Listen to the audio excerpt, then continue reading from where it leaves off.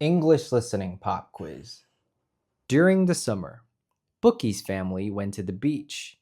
He collected seashells and built a tall sand castle. A wave washed it away, but he didn't mind. He was too chill. Questions.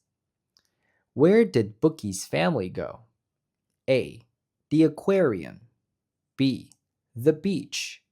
C. The museum. Question number 2. What did Bookie collect? A.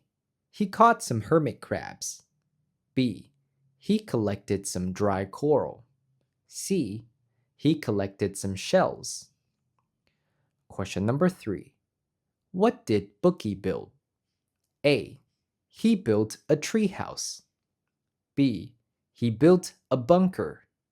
C. He built a sand castle. Question number 4. What happened to it? A. Some kid kicked it down. B. Nothing happened to it.